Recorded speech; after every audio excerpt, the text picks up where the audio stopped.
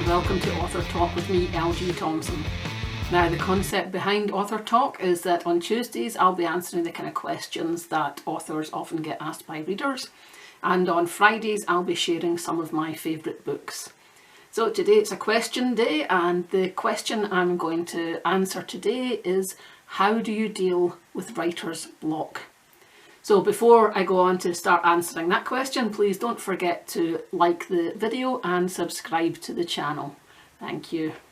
How do you deal with writer's block? That's quite a funny one for me to answer because I'm not entirely sure that I agree that there is such a thing as writer's block. Writing is a process, and that process involves more than just the physical writing. It involves a lot of thinking and playing around with ideas and really sometimes just letting things rest. Someone recently asked me, how long does it take to write a book? And that's another tricky question. They were at an event I was doing which was based on Modernist Dreams, Brutalist Nightmares and Bitter Fruit. We were mainly talking about Bitter Fruit. So if I use Bitter Fruit as an example, well, the physical part of sitting down and writing it took 6 months. But I would say that it took me 35 years to get to the point where I could sit down and write it. Writing a book takes a lot out of you, and writing memoirs takes even more, especially when you're writing something that's got trauma at the heart of it, when you're writing from the sore place, when you're writing about very deeply personal things and you're having to confront your feelings. It's complex and it's difficult.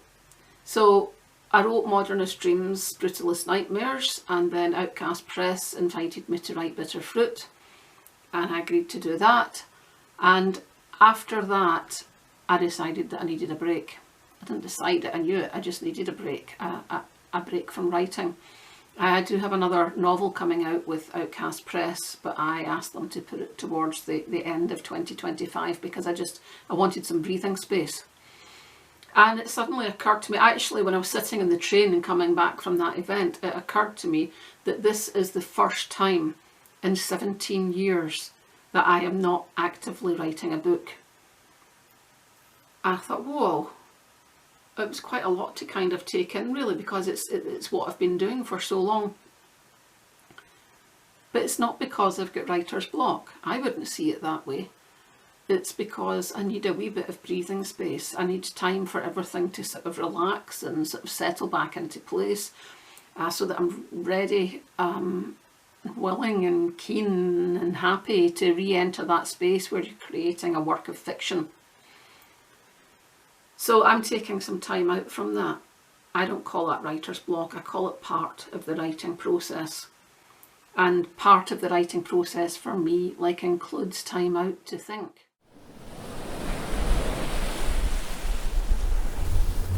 Even when I'm in quite an intense period of writing, that doesn't mean to say that I'm sitting at my laptop just jabbering away on the keyboard, rattling stuff out. You'll have noticed perhaps that I've got post-it notes all over the place. There's all sorts of things written on these, and in one of the future desk tours we might take a look at some of them. One of the post-it notes I have on my window, which is behind the laptop screen, says "Write in short focused bursts."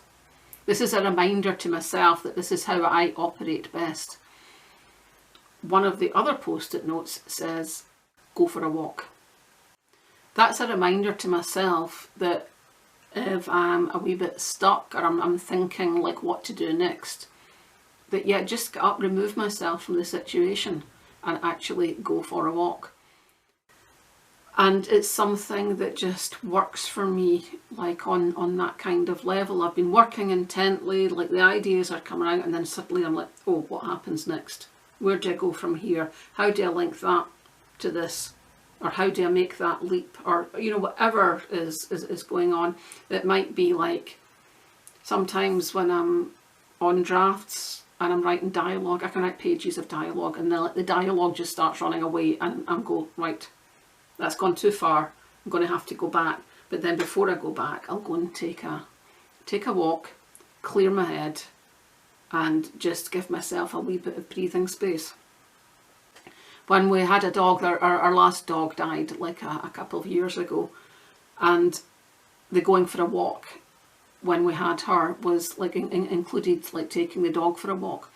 So I'd get like her lead and collar on and get my jacket on and all the rest of it. And then quite often by the time like I'd got just to the corner, just at the end of the street there, everything had been resolved in my head. I knew what I had to do, but because I had the dog, I had to sort of like keep on going. And actually I've retained that habit. If I did go for a walk and everything just suddenly kind of got sorted in my head, I would continue with the walk, because they're just, it's part of it. Going for a walk is actually part of my writing process. That just taking that time out, that breathing space just to stand back for a bit. There's a lovely riverside path along here, and you can follow that, and then it takes you down and you can look out over the Summer Isles. I'm looking out over the Minch, which is like part of the North Atlantic. So I live in a particularly stunning part of the world, so I've got all this stuff on my doorstep. So in half an hour I've got river, I've got sea, I've got hills. Do that, come back, sit back down and get on with it.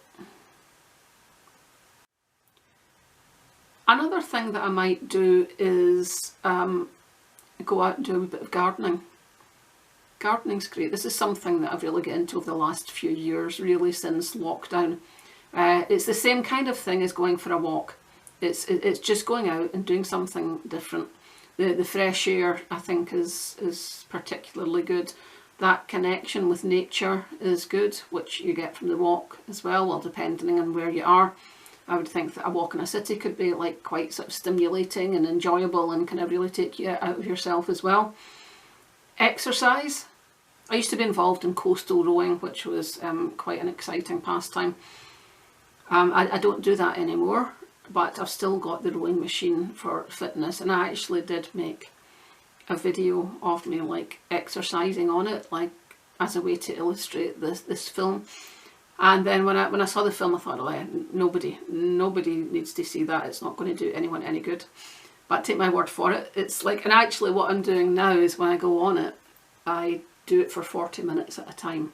It's quite a long time. I do that 4 times a week. And that 40 minutes, I find like, you know, for the first minute I'm going, oh, this is great. And then after about 3 minutes I'm going, oh my God, why am I doing this? But somewhere in the middle of it all, I zone out. I just zone out. I've got music blasting. It's a very repetitive action. And it really gives me space to think. I come up with lots of ideas doing it. So like I find it's quite a wonderful thing. Now to me, that's still writing.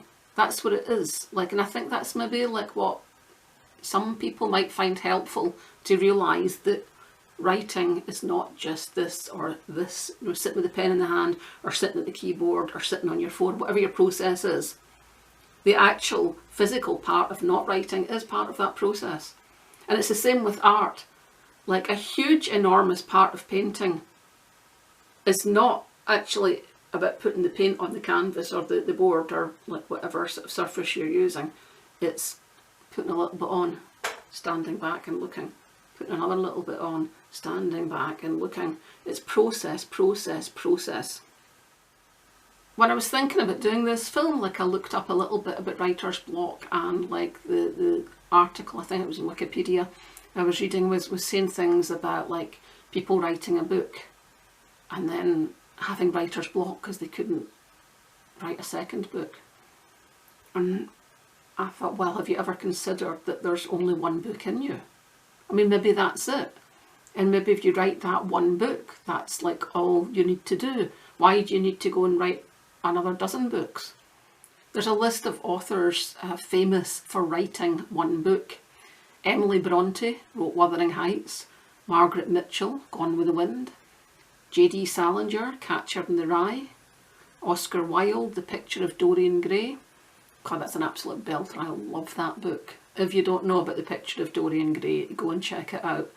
Basically, Dorian Gray is a young, beautiful man about town, and an artist paints a portrait of him, and Dorian becomes this very, very corrupted, terrible person, but he stays young and beautiful, and the picture, the portrait, reflects all the debauchery. So he puts it up into his attic, he hides it away. It's an absolutely like fantastic, phenomenal book. Sylvia Plath, The Bell Jar. So I mean, I guess if you are going to just write the one book, if you do have one book in you, then make it a belter, make it count.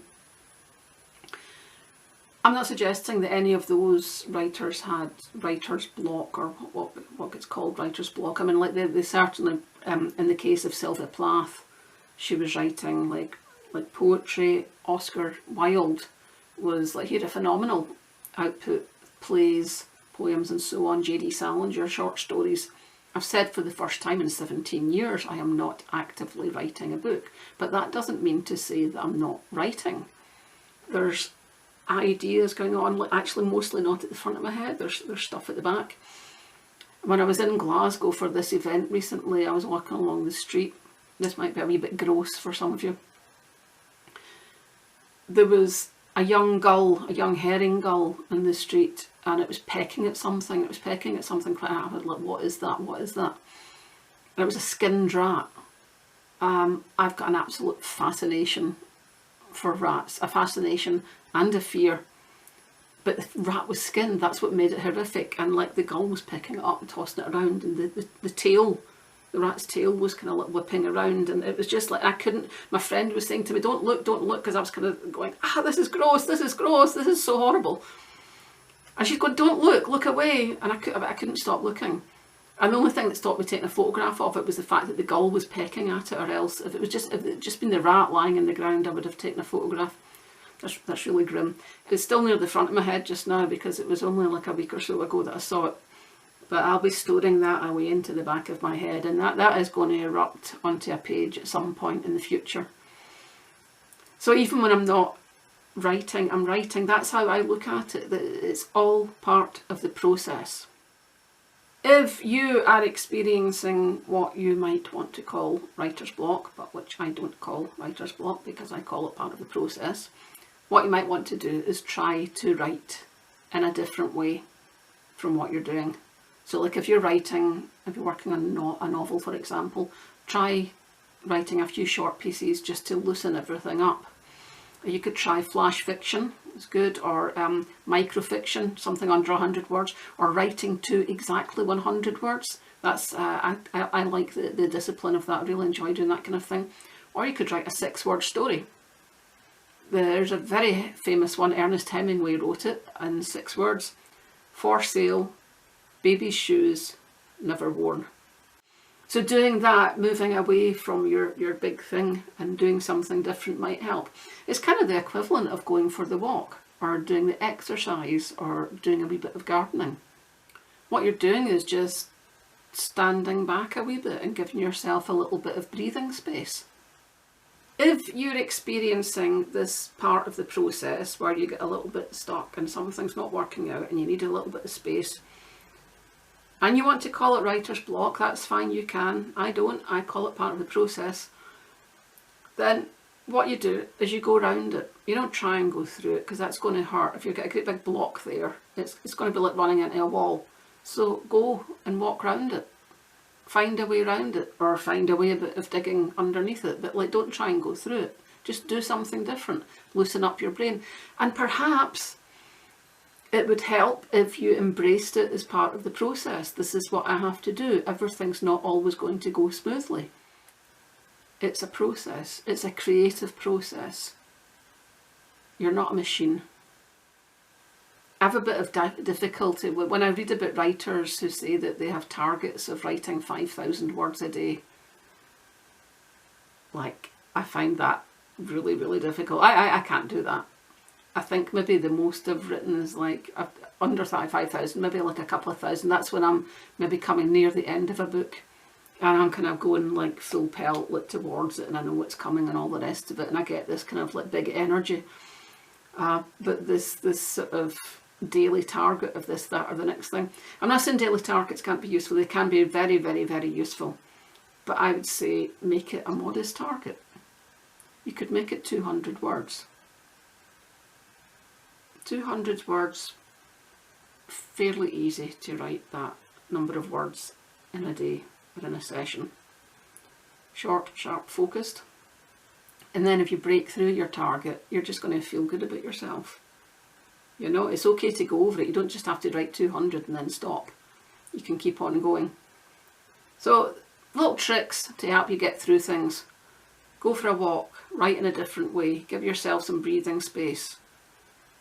Go on a rowing machine, but for God's sake, don't video yourself, because it's unpleasant. So that's it this time for Author Talk with me, LG Thompson. Don't forget to like the video and subscribe to the channel. I hope some of what I've said today is helpful or interesting to you, and don't forget to tune in next time.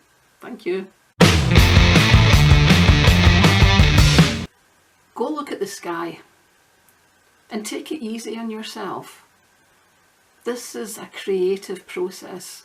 You're a person, not a machine.